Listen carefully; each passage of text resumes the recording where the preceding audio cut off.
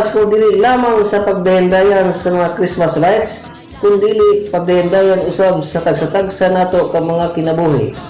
Ipakita nato ang atong pagkamaging hatagon, mapasayloon, mapinanggaon, og labaw sa tanan, mahadlokon sa Dios.